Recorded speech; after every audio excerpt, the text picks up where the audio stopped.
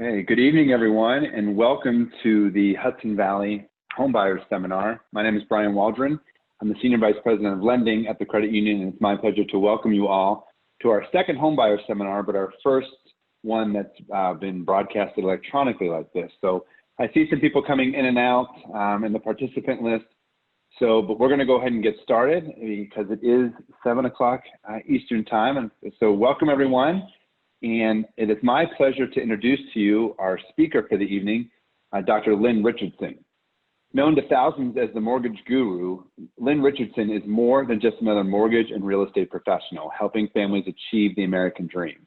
The author, broadcaster, and motivational speaker is a globally recognized mortgage and wealth education expert who not only wants to change the way Americans think about money, she wants to change the way they treat it. With more than a decade of leading roles in banking and real estate industries, Richardson's reputation as an authoritative, transformational financial educator resonates on a global scale, and she has helped catapult thousands of people trapped in debt to build habits into wealth creation lifestyles.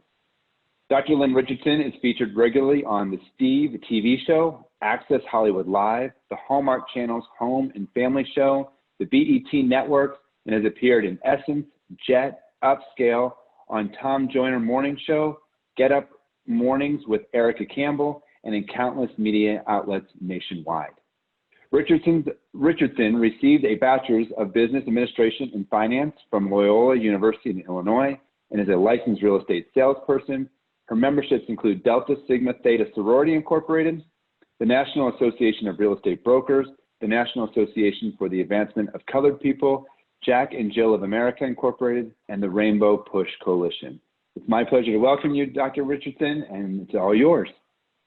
Well, thank you so much for having me here. I am excited. I am about to talk about probably my first love in the financial services industry. It's kind of like that firstborn child, the one that you'll never forget any of them, and you love them all, but the very first one does something very different to your life. And this certainly was my first love into the financial services industry. After completing my undergraduate education at Northwestern University and Loyola University, as well as a master's in urban ministry from Trinity Evangelical Divinity School, I decided in 2012 that I was going to not only help everyday Americans achieve the dream of financial wealth and home ownership, but to also delve into the celebrity world where I have been able to impact the lives of everybody. And what I've learned in working with people from Russell Simmons and Les Brown to the stay-at-home mom or a military a veteran, I've learned that we are all the same, and we all want to achieve wealth, and we want to be able to have enough money to take care of ourselves, take care of our families, and then be able to give to those causes, services, and or people who we love.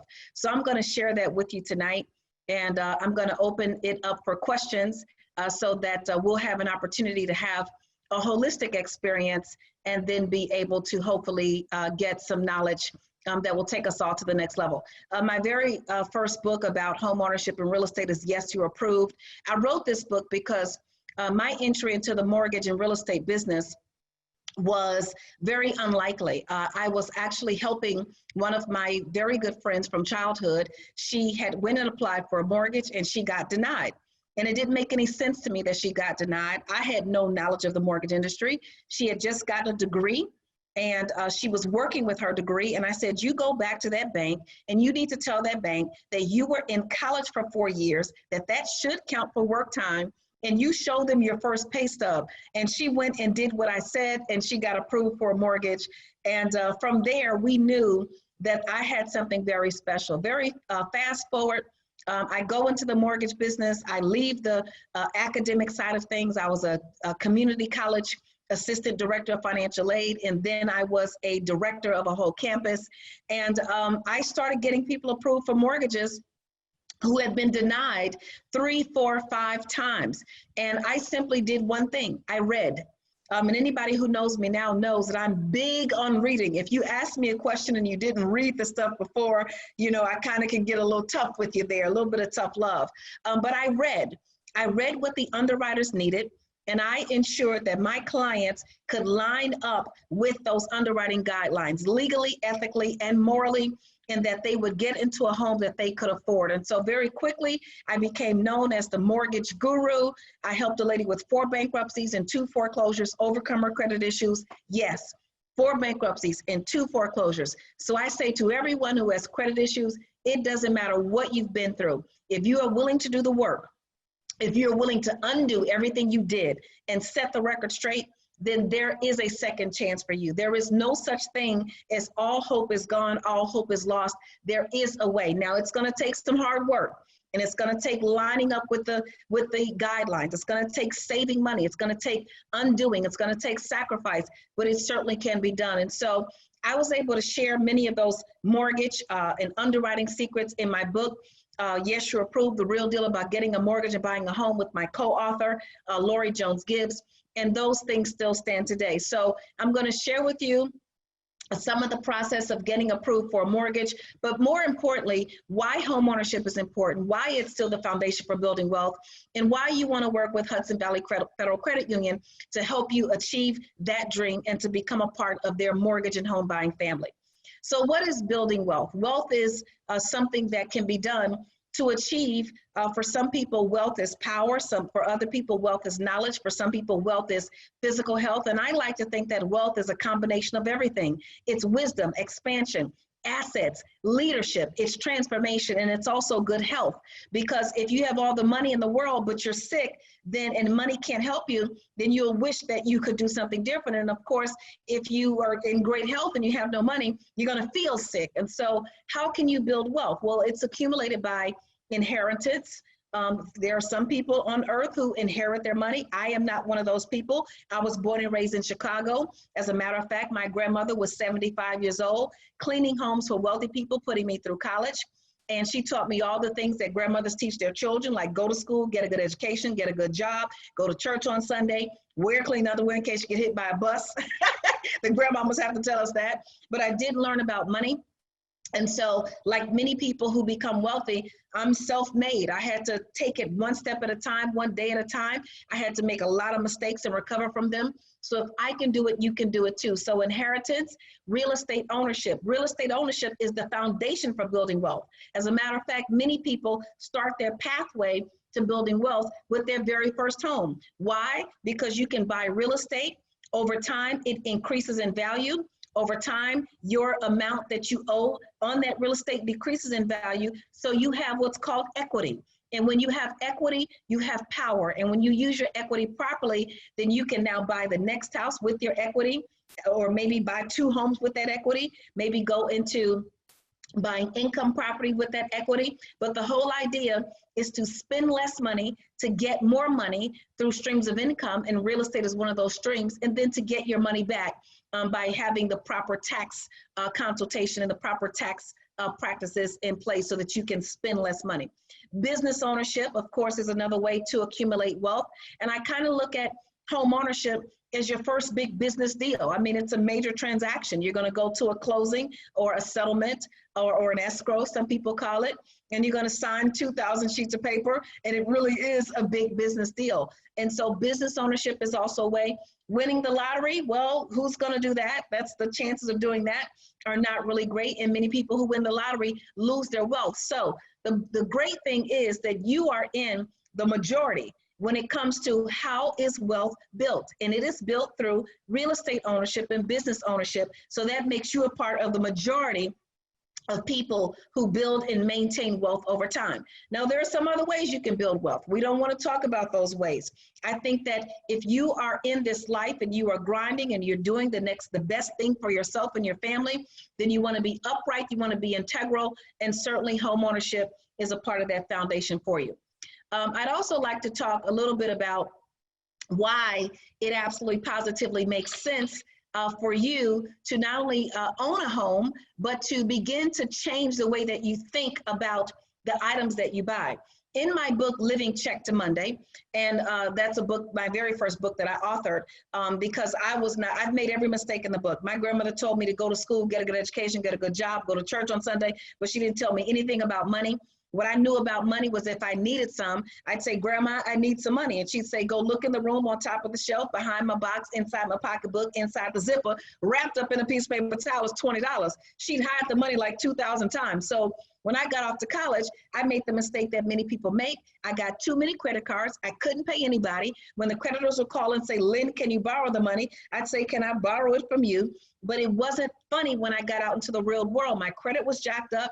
I had to get my furniture from Rent-A-Center, and it was terrible. Fast forward, I started making lots of money, and I was still broke. That's why I call it living check to Monday, because check to check is a blessing. That means you get paid on Friday, and by the next payday, you're broke. But check to Monday is a whole entirely different game. You get paid on Friday, you kick it on the weekend, you pay on your past due bills, and by Monday, you're broke. And I was living that lifestyle, making 30, 40, 50, 60, 70, $80,000 a month, not a year. I said a month. So I spend my life helping people understand this. More money doesn't solve a money problem.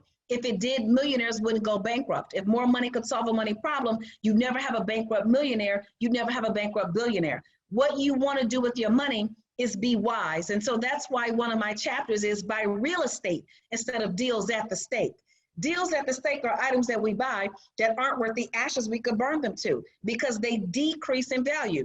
For example, $5,000 rims on a $500 car, $200 shoes for feet with corns on them. Video games, I tell people all the time, Atari 5200 that came out in 1982 was all we needed. It was in color, you had a joystick. You could play Millipede, Centipede, Miss Pac-Man, Donkey Kong, real games. And so the last video game that I bought was Sega Genesis in 1999. I'm telling you the truth, because those items decrease in value. You see, rich people stay rich because they act poor, and poor people stay poor because they act rich, and poor people stay poor, sometimes acting rich in front of other poor people, which makes no sense. I've been there, done that. So you want to start to buy things and train your mind and undo all the thinking that says you have to buy things that look like you have money when you really don't. So when you buy real estate, you're buying an asset that will increase in value over time and give you some long-term financial stability. Okay, so that's what I love to kind of share that as a foundation for why you want to buy real estate and how you start to change your thinking. Do you have a wedding or buy a house? Do you buy the car or buy the house? Do you splurge on vacations or buy the home? Now, you're going to do all those things. However, it often makes sense to buy the home first before you do some of the other things, so that you will actually have an asset that is giving you the ability to create income or the ability to create a positive net worth. An automobile won't give you a positive net worth. As a matter of fact, if you buy an automobile, you drive it off the lot, it's worth probably 20% less in a week. You can't even sell it back for what you bought it for. So you want to start to buy items that increase in value, and real estate is top on the list because everybody has to live somewhere. Which brings me to the very next slide, where we talk a little bit about why this makes sense for you and what you're going to do to get to the next level. Why are you paying your landlord's mortgage? So that's one of the questions that I ask. If you're paying $900 a month for rent, you've been renting for 5 years, you just spent $54,000 on something that will never ever belong to you. If your landlord has any other tenants, just think about how rich you're making your landlord. If you have a car note, at least you'll own that car. It won't be worth much, but you'll at least own it. And so when you pay your rent every month, a portion of your rent is going towards principal and interest. A portion is going towards your real estate taxes. A portion may be going to your private mortgage insurance, and a portion is going to your homeowner's insurance. Well, that portion that's going towards principal and interest is helping you to build equity. So not only will you get a tax write-off, but you're also putting your money into something that will belong to you. And so that's the beautiful thing about having a mortgage, is you're paying someone's mortgage if you're renting. So why not pay your own? Why not get yourself in position to pay your own mortgage and build wealth for your own family? I'd also like to share why buy. Well, there are tax benefits to home ownership. So you get to write off a percentage of your real estate taxes, the interest that you pay. You also get to write off the private mortgage insurance. And you also get to write off the homeowner's insurance. If you have a home-based business, which I'm telling everybody should have a home-based business, you also get the home office deduction. So home ownership as the foundation for building wealth is financial security. You build net worth. you build social stature, you have stability and freedom. Now, I remember there was a time when we were all taught to go to school, get an education. I still believe in getting an education, but I know people who are educated and broke. I know people who have multiple degrees and are broke. So not to say that education is not good. I'm certainly not saying that. I have an education. I value education. My oldest daughter just finished at my alma mater, Northwestern. My two youngest are at Howard University. However, I know people who are graduating from college and they have a mortgage with no house. See, when you have a $75,000 student loan, that's a mortgage. If you have a $150,000 student loan, that's a big mortgage. If you have a $300,000 student loan, that's a mansion, okay? So we want to try to move that energy and to move that money that's being spent into home ownership. I'd much rather someone stay home from college, save their money, buy a piece of real estate, build their equity, own their first home, even possibly live for free if you buy a multi-unit building. If you buy a 2-unit or a 3-unit or a 4-unit and you live in one and rent out the others, you can potentially live for free. Your tenant in unit 2 can pay the mortgage, and then the tenants in unit 3 and 4 can potentially provide a way for you to have reserves and also emergency funds for your piece of property. So owning a home and home ownership and choosing to own where you live is one of the single most powerful things that you can do to ensure that in your future, you have tax benefits, financial security, net worth, social stature, stability, and freedom. I'd like to talk to you a little bit about something that while we're speaking of home ownership, it's called CASH. It's a term that I created. It's Collegiate Achieving Success through home ownership. And through the FHA program, FHA allows your college student to buy real estate with a parent or a family member as a cosigner. And why would this even make sense for a college student? Well, college students move off campus. Many of them move off campus sophomore year, most by junior year, almost all of them by senior year. Well, here's what happened with several of my colleagues and sorority sisters and family members. Your college student moves off campus, you buy the piece of real estate, housing is $9,000 or $10,000 a year. Maybe you take half of that, put it down on the home, you move in the other 5 roommates that you were gonna live with anyway, and instead of all of you paying someone else rent, they pay you rent. Let's say your mortgage is $1,000 a month and you're collecting $800 from 4 people, that's $3,200. You now have positive cash flow and your college student is renting for free. So it's the FHA Kitty Condo program, and you certainly can talk to your lender and your loan officer or your loan officer at Hudson Valley Federal Credit Union to talk to you about that option. But it's a great way to bring stability. And I'll also tell you this, I remember one family did this and they had a child who was away at a state school. And because they were out of state resident, the tuition was slightly higher. Well, when they bought the real estate in that state, they then became an in-state resident. They had no housing expense. And then guess what? Their tuition went down. So it's a great way to think about how to leverage what you're gonna do and how to get your college student to become responsible in the very beginning. There are some additional programs that may be of assistance to first-time home buyers and or those looking to live in a property. And that's the FHA 203K program, where you're able to get money to rehab the property. And then there's also 100% financing available to veterans. Veterans can still qualify for 100% financing. So those are some programs and several others that you may want to talk to your lender about. There's a myth that's out there, and I'm going to talk about some of those myths because people think that buying a home is something that's only reserved for the rich, for the wealthy, for the lucky, and they think that owning a home is too much responsibility. Well, let me tell you something. Life is hard work. You're either going to fight for what you want or fight off what you don't. Let me repeat. Life is hard work. You're either going to fight for what you want or you're going to fight off what you don't. Let's take your weight, for example. You either work really hard to keep your weight under control or you work really hard when it's out of control. So you get to decide. So home ownership is the same way. Life is hard. And if you are working very hard anyway, then you want to put that hard work into something that will belong to you. There are also other ways to own without having as much responsibility. Your first home could be a condo where the assessments take care of things like gardening, and things that need to be fixed and repairs and things like that. So owning a home is a responsibility, but you can share that responsibility depending on the kind of property that you ultimately choose to purchase. Another myth that you don't have a 20% down payment. 20% is not required as a down payment. It is not required. Now, at 20% down, you don't pay private mortgage insurance, okay? PMI, and I'll talk a little bit about that later, but private mortgage insurance protects the lender in the event that you default.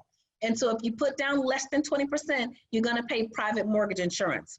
So if you don't have 20%, I do recommend that you have 3 to 6 months of living expenses, okay?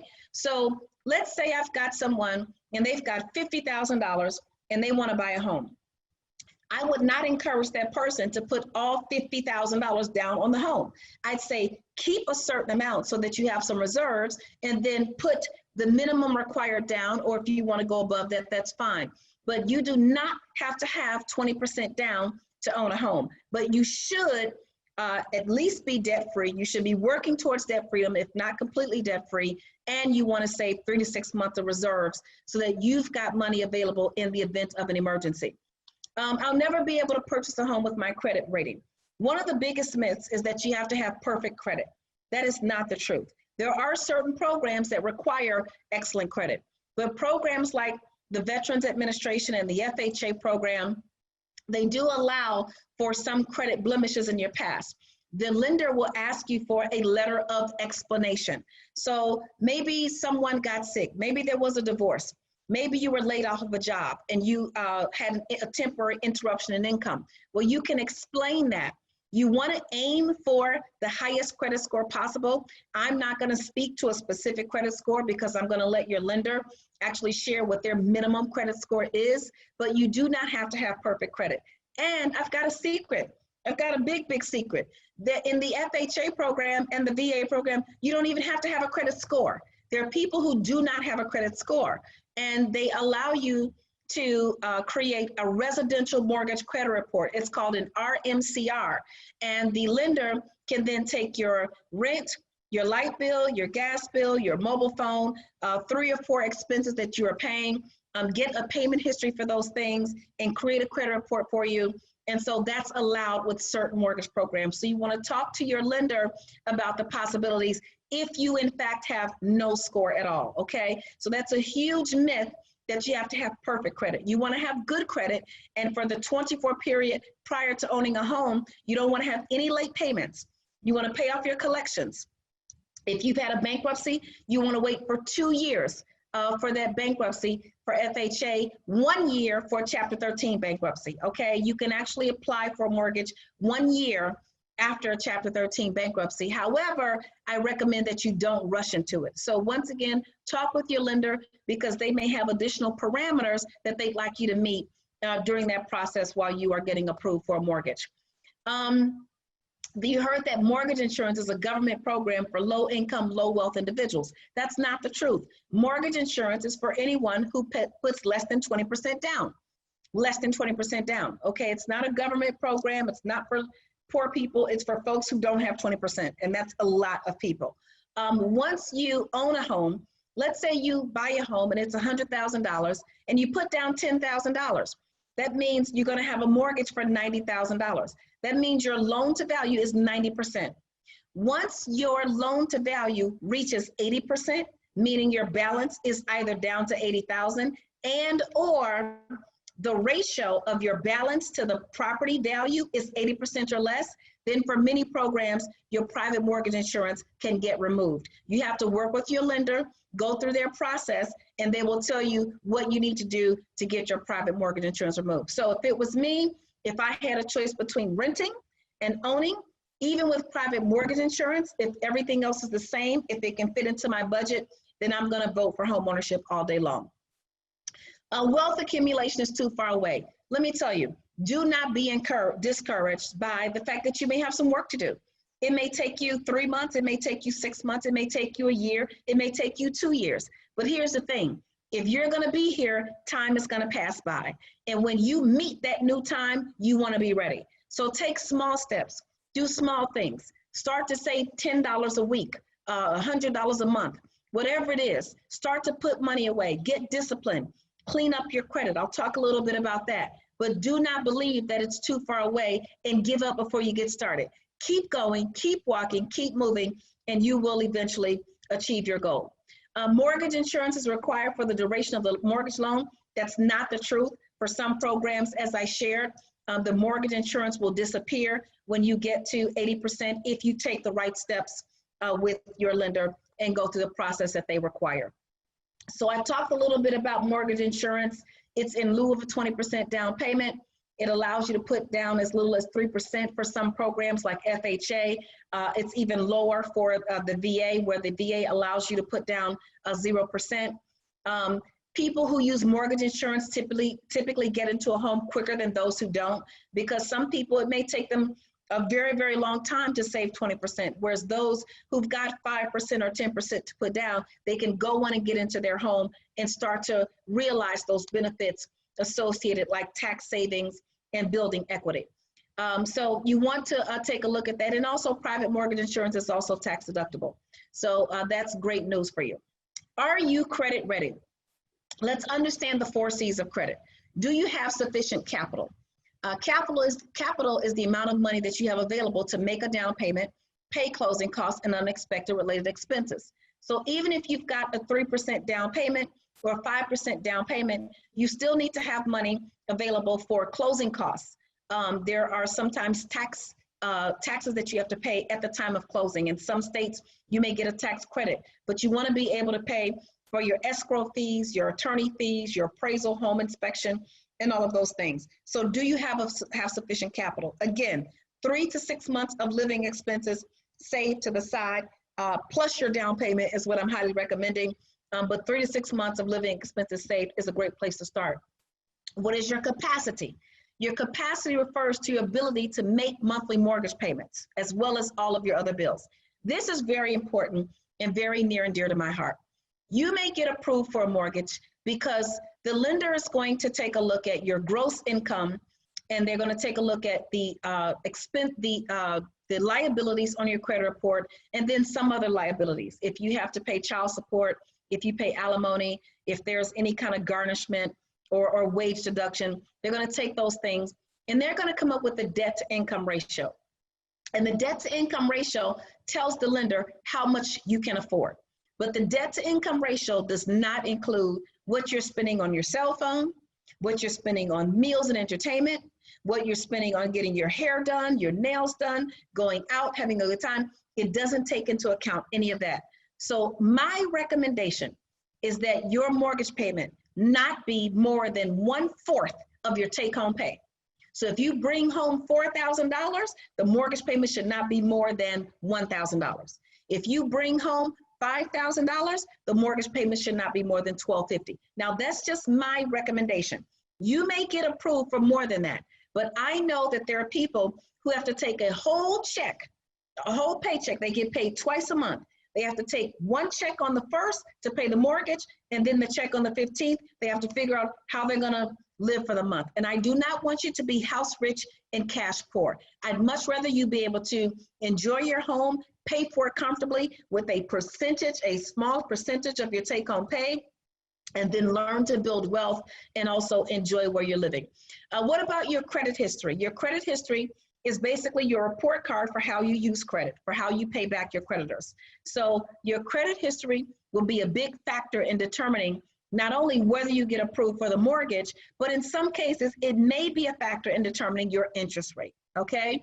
So programs like FHA and VA are not credit score driven. Let me repeat, programs like FHA and VA are not credit score driven, but many conventional programs are credit score driven. So you want to have the best credit rating possible, regardless of which loan program you choose. And so you want to pay attention to how you're paying your bills. And you want to have 24 months of on-time payments and no collections for that time period right before you buy your home. And then collateral. Here's the other C. It's collateral. It's the home. Okay, so the lender is going to want to know that the home is in good condition. because nobody's going to pay for a home that's falling apart. Nobody's going to pay for a home that's on a kickstand, as I say. So you want to make sure the home is in good condition. So the lender is going to order an appraisal, and that appraisal is going to not only tell the value of the home to make sure that the mortgage and the value are in alignment, but also to make sure that the house is in good condition. That's separate from a home inspection, where you take a deeper look at the home to make sure certain things are working, and maybe the carpet is torn and the electrical system. But the company, your lender, wants to ensure that this property is safe and sound, and so does the person or the company that's going to insure the home as well for you. So the collateral is also very important.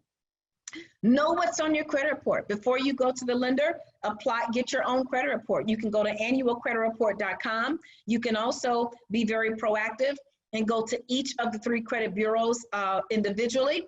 And you can also go to myfico.com if you're really interested in getting one comprehensive credit report and having some credit monitoring and in one location. You are entitled to 1 free credit report per year, and you want to make sure that you look at your credit report, because if you're consolidating debt and you've got interest, if you've got some outstanding debt, then you want to make sure that you are doing the right thing with each one of your credit trade lines, so that when it's time to buy a home, you're not in trouble. One of the things that I say to people, they say, well, Lynn, should I do a debt consolidation? A debt consolidation is not the great thing to do. A debt consolidation in many cases is treated like a Chapter 13 bankruptcy, because when you're consolidating your debt, you're essentially saying, I cannot pay my individual bills. So be very careful about debt consolidation, especially during that time period before you apply for a mortgage. Develop a debt repayment plan. Who, what, when, and where. I say use the debt snowball method. I say start with the lowest bill. Once you do your budget, take all your extra money and pay that lowest bill off. And then take the money, once that's paid off, then take the money from that bill and apply to the next lowest bill.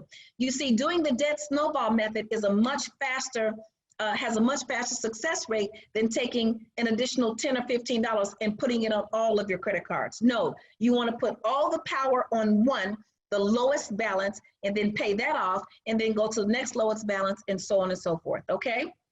So be methodical, track your progress, stay focused, and know that as you increase your credit muscle, then homeownership is going to be possible for you.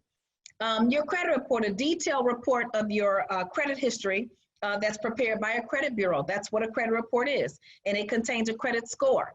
And that score can be anywhere from 300 to 900, and it's based on 5 main categories. Your payment history is a huge portion of your credit score. The length of that credit history is also important. The type of credit. So if you have lots of department store credit cards, that's not going to be as favorable as perhaps a real estate a trade line and or a trade line for an installment debt, a positive installment debt. The amount that you owe. So if you owe if you have a balance of $1,000, if you have a credit line of $1,000 for a creditor, you don't want to use more than 30% of that. So the balance owed should not be more than $300. Some people say keep it even lower.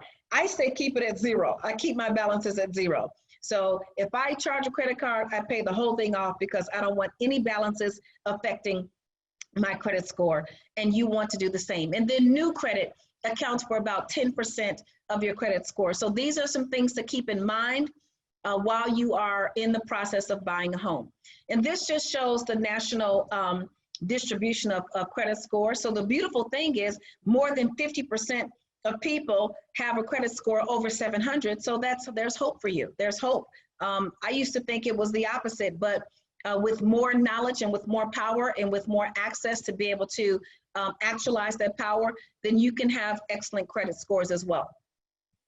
If you want to repair your credit, you can do this on your own, and your lender, your loan officer may even work with you and advise you of some things to do if they look at your credit report and say that you don't qualify right now. So you want to review your credit report carefully. You want to review any inaccurate documentation. You want to contact the original creditor. You want to dispute any negative information. And during that dispute process, if you are buying a home, you want to make your lender aware of anything that gets disputed, because if there are changes, your lender wants to know about that. So that's going to be excellent as well. Dispute all of your errors in writing. Disputed items must be verified within 30 days. If a reinvestigation does not resolve the dispute, then ask the credit reporting agency to include a consumer statement on your file. So if you are not able to get something that you believe is in error on your file, you want to place your own statement there. You want to say, this is inaccurate. This was the result of a divorce, or I was a victim of identity theft. You can put a statement on your credit report to advise potential lenders and people who will loan you money of your situation. Okay, unverifiable disputed items must be deleted. So if if the creditor cannot verify the information, then the information has to be deleted. So what is your action plan? And then we're going to open this for questions, because what I'd like to do is I could talk for 2 hours, 2 days, or 2 years. I don't want to bore you with my conversation. I'd much rather hear your real concerns and hear your real scenarios, and then talk to you about those, and together with Hudson Valley Credit Union, we can help you come up with a plan of action. So I'm just going to go through basically the countdown to homeownership. Complete your homeownership plan and familiarize yourself with the mortgage lending language. Talk to your loan officer at Hudson Valley and make sure that you understand the mortgage terms and what will be required of you. That's where you start. Get a copy of your credit report. This will enable you to address and clear up any reported errors. Get pre-approved for your mortgage before you find a house. Get pre-approved before you find a house. This will enable you to determine your affordability and what program is best for you. You don't want to go shop for the house and then go find out you can't get it. Very disheartening. Homeownership ranks up there with some of the greatest accomplishments of your lifetime. There's a lot of joy, but it can also come with a lot of anxiety. And you don't want any unnecessary anxiety. You want to make Hudson Valley your best friend in this mortgage process at the very, very beginning. After you get pre-approved for a mortgage, you can find a house. Often a realtor is the best source. You can do for sale by owner. I do find that they can be a little more complicated sometimes.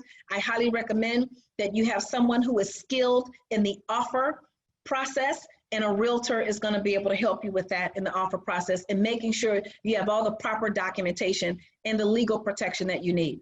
Then you're going to make an offer on your home. When you find the house, you're going to make an offer. At that particular time, you may be asked for earnest money. That's a small deposit that will get credited against the ultimate amount that you have to put down. So you're going to find that house, you're going to make the offer, you're going to give a deposit. Once you agree on the offer and you're going to sign and date the agreement, then you're going to do your home inspection. Your lender's going to order the appraisal. They're going to do a title search. A title search is going to explain if the person who is selling you the house is actually the owner. It's going to let your mortgage lender and yourself know if there are any encumbrances against that property, if there are any liens. So the title search is very important, and all of your other pre-closing requirements. Let me say this to you. I am going to tell you something that you absolutely must remember. The mortgage process is detailed. It is very detailed, and you cannot overlook any condition.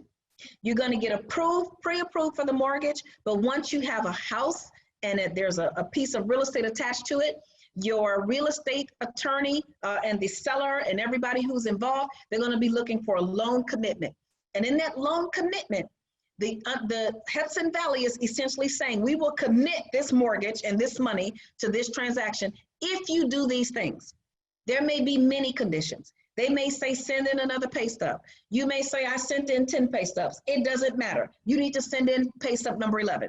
They may say, send in another bank statement. You may say, I sent in 20 bank statements. It doesn't matter. You need to send in bank statement number 21. And you do not need to get irritated with the lender. The lender is your friend.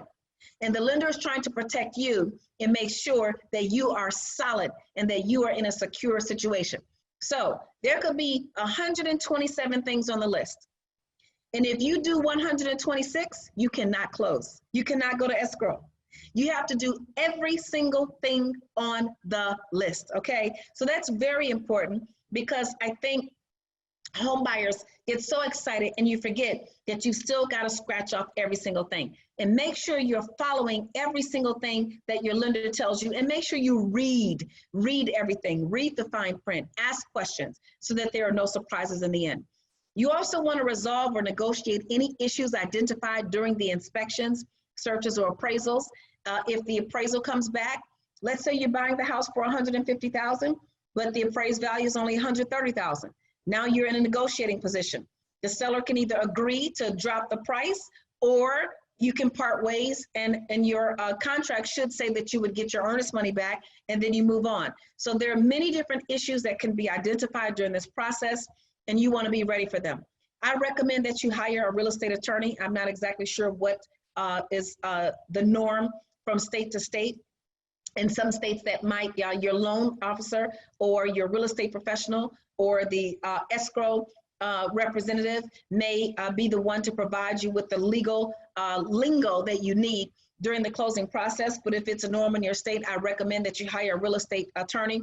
Complete the legal paperwork, usually on the day of the closing. Make sure you understand what you are signing and pay particular attention to all disclosures.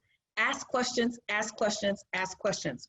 Finally, once the lender sends the wire to the settlement company and you get the keys, now you can get prepared to move into your home. So I am just excited about this process for each and every one of you. I know what it was like to buy my first home and then build a home and then buy a home that was already built, that was brand new. And so this is a very exciting time. So what I'd like to do is open it up for Q&A.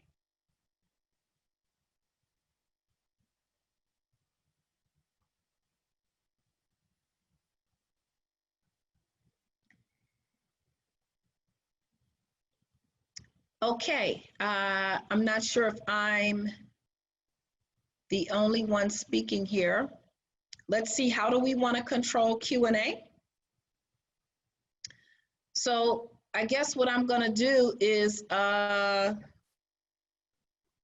wasn't sure if someone else was monitoring chat.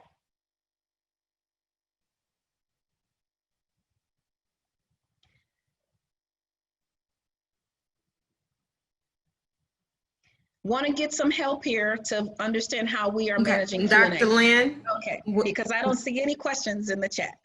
Okay, Dr. Lynn, I'm looking at the Q&A section, and there's a question of from Nancy, how is COVID affecting the ability to purchase a home?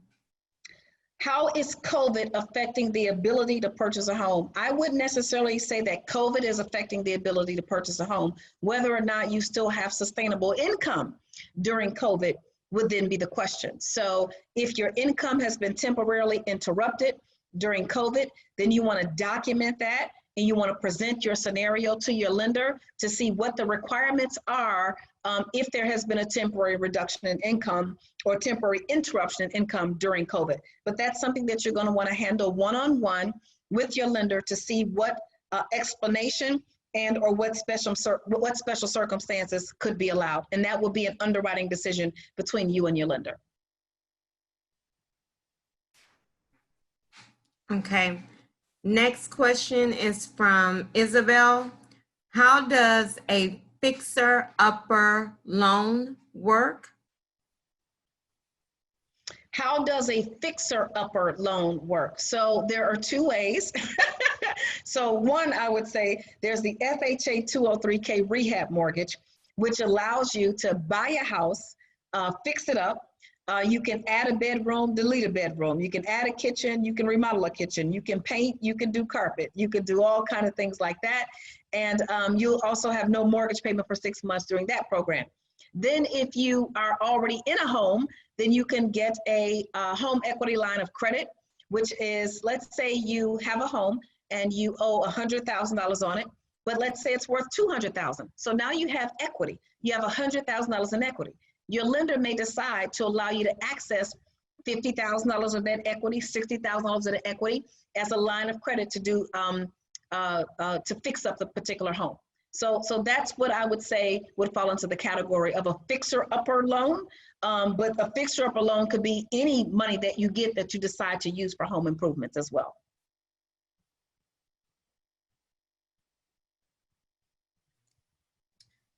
Okay, next question, Dr. Lynn, is from Dorcas. To dispute something on a credit report, do we send the letter to the credit bureau or directly to the company? In order to dispute something on the credit report, you're going to send the dispute letter to the credit bureau. You're going to send it directly to the credit bureau. And most of the credit bureaus, in fact, all of them, TransUnion, Equifax, and Experian, as shared in the slide that I had just a few slides back, all of them have online dispute processes as well. So that's something that you will do directly with the lender. I'm sorry, directly with the credit bureau if you're going to dispute something. Now you may want to contact the lender or the creditor to see if they're willing to remove it. But if it's an actual dispute, then you're going to have to dispute that directly with the credit bureau. Thank you, Dr. Lynn. Dwan has a question. He says he was told that he can also have his closing costs financed. Is this true? It all depends on the lender, and it all depends on the program that you are getting. So that's a question that you'd want to ask the lender, and it all depends on the program. Okay. Simone has a question. She says that she would like to buy a home on her own without her husband involved. Is that legally possible? That's a question that she'd want to reserve for her attorney in the state that she lives in, and she'd want to seek legal counsel for that. Yeah, she definitely want to understand the long-term ramifications of purchasing a home if you are married and not having the spouse on the mortgage. Okay.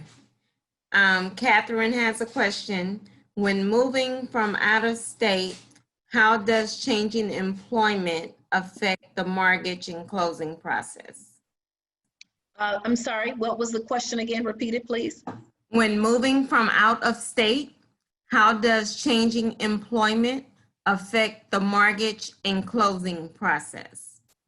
So if you are changing employment and moving out of state, the lender is going to want to know that your new employment is conducive to you working. So, you know, many years ago when I was in the mortgage business, if you were moving out of state, then the lender wanted to know that you already had a job in that state. Well, now with so many jobs being virtual, you could live on the moon and work anywhere. You could work, you know, in any state and live any place. So those are questions that you'd want to ask your lender up front. If you are relocating, are there any boundaries in terms of geographic? Are there any geographic boundaries that you have to adhere to if you're planning to relocate to another state and keep your current job? Wow, thank you, Dr. Lynn.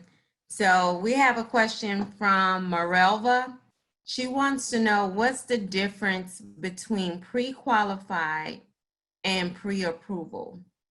So that's a great question. A pre-qualification is where you have given the lender your income, and they have done a pre-qualification to help you determine what you can qualify for. A pre-approval means you have submitted your credit report, your bank statements, your pay stubs, and they have now said you are actually pre-approved. So qualifying is basically, you can pre-qualify for just about anything on the internet. They'll ask you a couple of questions and they'll tell you if you're pre-qualified, but not until you are approved does that qualification hold any weight. So a pre-approval is much stronger than a pre-qualification, and a pre-approval comes along with a review of your credit and all of the things that will be determined for establishing whether or not you can buy a home. Okay. Our next question comes from Angela. She wants to know, is 24 months of no late payments a must or just a recommendation? It's a very strong recommendation. And if you do not have 24 months of on-time payments, then you can submit a letter of explanation. Okay. Our next question is from Claudia, and it's a two-part question. How does student loans affect the loan process? Student loans are debts that will be considered in your debt-to-income ratio. So if you owe $100,000 in student loans, and even if those student loans are deferred, the lender is still going to include a percentage of the outstanding balance in your monthly obligations, even if your student loans are deferred. So depending on the program that you are in, or which program you get, whether it's FHA, Fannie Mae, Freddie Mac, VA, or some other program, then you're going to want to know what the requirements are depending on that program. But student loans do affect the debt to income ratio. Okay. Our next question is from John. Is there anything different in the process for buying a home with my fiance before we get married? There is nothing different in the process. A co-signer is a co-signer. So everyone's credit has to be pulled. Everyone's income and debt to income ratio has to be considered.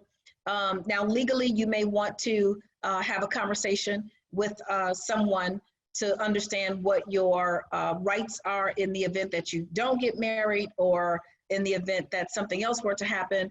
But there is no difference in process. A co-signer or a co-owner is a co-signer is a co-owner. It doesn't matter really what their relationship status is. Two friends could buy a house together. A husband and wife could buy a house together. A brother and a sister can buy a piece of property together. So two people on the mortgage is two people on the mortgage.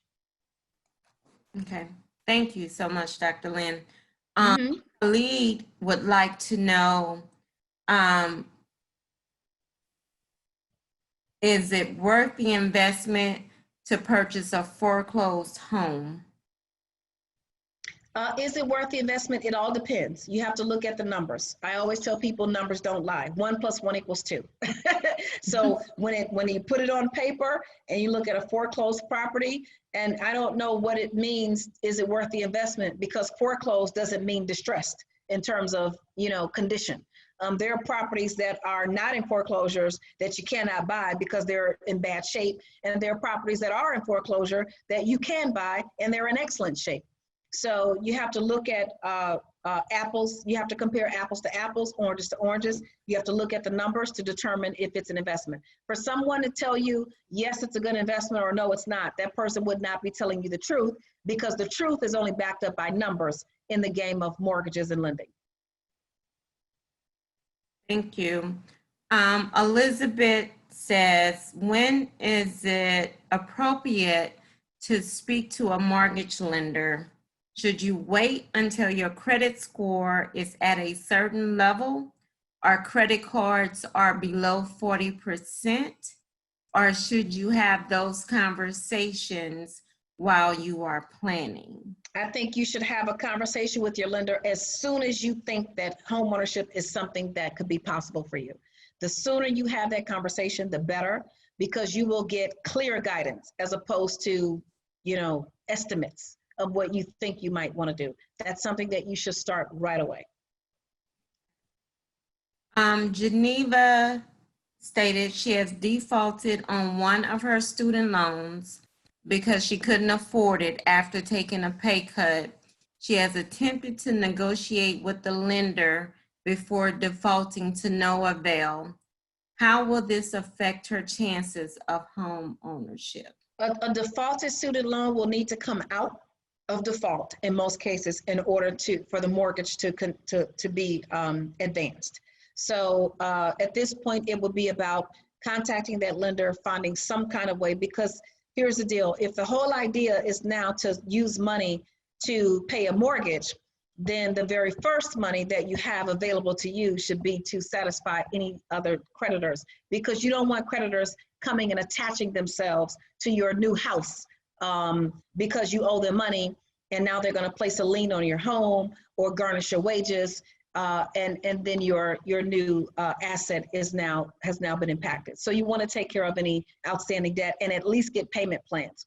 Some lenders will allow payment plans to be in place for a specific or set amount of time, and still allow you to get the mortgage. But you want to work towards that diligently, and you want to start to ask those questions now.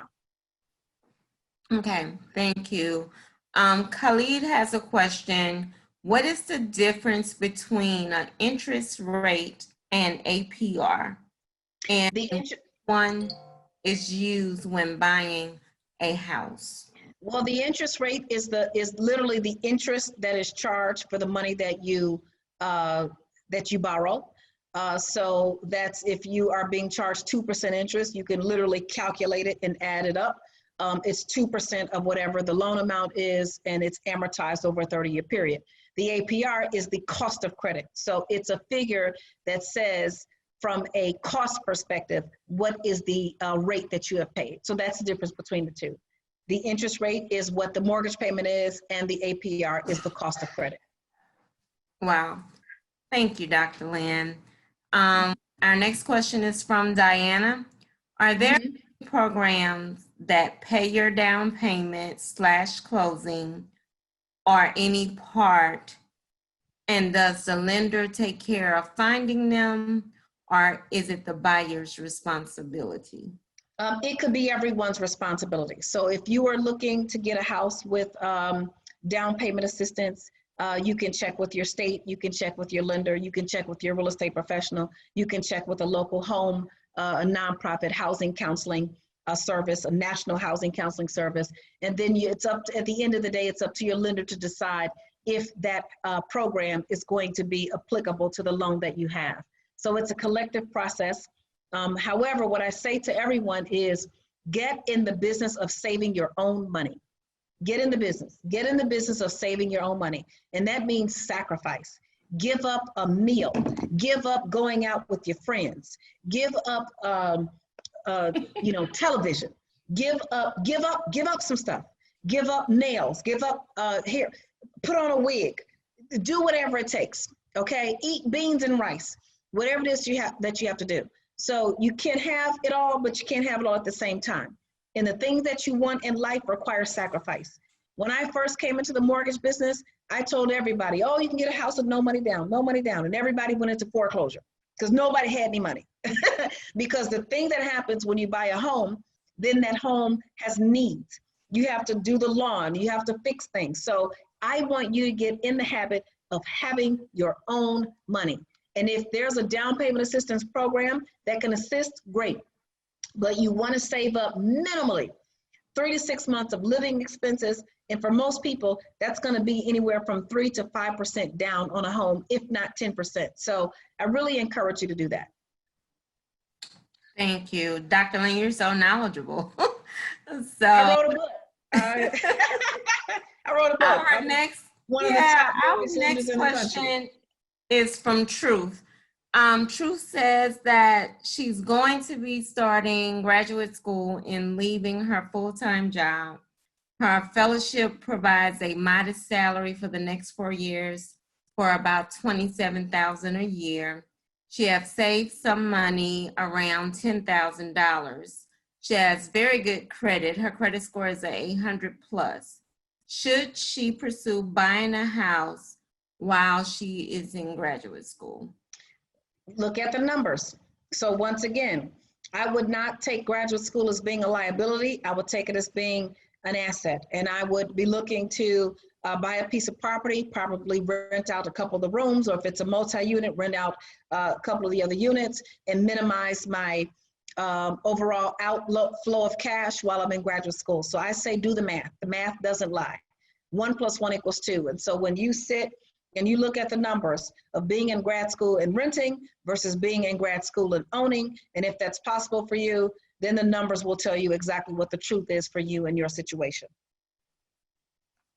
All right, thank you. Natanya has a question. She wants to know if she can purchase a home on a disability income. If the income is guaranteed to continue for at least 2 years, in most cases, you can use that stream of income in qualifying for a mortgage. So disability income, Social Security income, pension income, income from employment, income from child support, income from alimony, all of those different income sources have to be projected to continue for at least a 2-year period. So what usually comes along with qualifying for disability income, you may have to show proof of the disability, and you may also have to show proof that the disability is going to continue for 2 years in order to get the mortgage. So you want to talk to the lender. I've seen many customers get approved for mortgages with their disability income. So I know that it is possible, but it's still going to come down to your program and your lender and what the additional guidelines may be. Our next question is from Nick. If you don't have the money for the closing costs, what other actions can be taken? You're going to save the money for your closing costs. That's what I'm going to say. You're going to save the money for your closing costs. You're going to save 3 to 6 months of living expenses. You're going to do it. Why? Because you can. Because you can. And so what happens is people want to do it right now. Right now may not be your season. Right now may not be your time. And I'd rather you save the money for your closing costs and not have to use it than go into this thinking you don't have to need any money for closing costs, okay? So I am not that person to tell you, oh, well, you're not gonna need it and figure out a way around it. No, I want us to get into homes, and I want us to get into homes with power. And when you have grinded, go get a side hustle, get 5 more jobs, go babysit, drive for Uber, do whatever it is. Just get out there, make some cash legally, ethically, morally, by any means necessary. Take additional shifts, learn a new trade, but get that cash and save the money. And if it takes you a year, if it takes you 2 years, then you're going to be that much more grateful that you did it. Wow, thank you. Dr. Lynn, we're going to take 2 more questions before we have you close the session out. We do appreciate you and your time for tonight. So we'll take 2 more questions. It's now a good time. This is from Naima. It's now a good time to buy a house, or should she wait until the value goes down? It all depends on your particular market, and it all depends on your situation. So we can't really predict when the value is going to go down. We can't really predict when the value is going to go up. But what we do know is our own math and our own situation and our own individual circumstances. So I still recommend that you speak to your loan professional, your mortgage professional at Hudson Valley, have an individual analysis, and then have those conversations with your family and look at your circumstances and then figure out if that's for you. Now, if you are, you've got many people on your team, but if you've also got a financial advisor, I am a financial coach, so I help people get their budgeting and things like that in order. So if you want to have that kind of conversation, you most certainly can. But I do still say that it is an individual assessment that you need to have to make that decision for yourself. All right, thank you. So our last question is from Nick. Nick says that he read that 6% of the selling price of a home is put aside to pay the buyer and the seller's realtor. Is that true? I don't know. When people say what they heard, I say, who said it? Go show me who said it. Where was it written? So the seller will certainly put aside money for commission. That amount is between the seller and a real estate professional. And whatever amount a seller is going to pay in concessions to a buyer, that's an individual situation. There is no blanket answer on that. Some sellers are paying 10% commission, others are saying paying 2% commission. Some are, so that's not something that could be addressed in a blanket kind of a situation. It's a one-on-one scenario. All right, Dr. Lynn. Thank you for your time tonight. Do you have any closing words or anything? We have shared your website. If your questions was not answered tonight, You can reach out to a Hudson Valley representative, or you can visit Dr. Lynn's website at www.asklynn.org. So Dr. Lynn, you have any closing words before we turn it back over to Mr. Brian? Yes, well, first I would say thank you to Hudson Valley for doing this. I think homeownership is still, as I said, whenever I talk about homeownership, I just smile. It is my first love, and I love to help new homeowners get along, towards accomplishing this dream and this goal. And I certainly believe that it is possible, and all you have to do is do the work. And if you do the work, I know Hudson Valley is going to be there to meet you with a loan so that you can buy the home of your dreams. Thank you so much, and I look forward to receiving your questions at asklynn.org. Great. Well, Dr. Lynn, we cannot thank you enough for all the valuable information that you shared with many of our members this evening. I'm sure many of them took copious amounts of notes, and they are also looking forward to that dream of home ownership. You have been a wonderful speaker, and we can't thank you enough for sharing all the knowledge that you have. For those in attendance, we appreciate you attending this via webinar and via Zoom. We look forward to your feedback on that. I know that earlier in the evening, I did not let you know that we have several of our panelists. One of them is Kathy Benz, who is our MLO manager, and she has informed me throughout the evening that her team is ready and willing to help you walk through that process of home ownership. And of course, Hudson Valley Credit Union is looking forward to being there with you in that process. So thank you all for attending this evening. Dr. Lynn, thank you so much for speaking with us this evening. And we hope everyone has a great evening, and stay safe and be well. Thank you so much. This has been an honor. Thank you.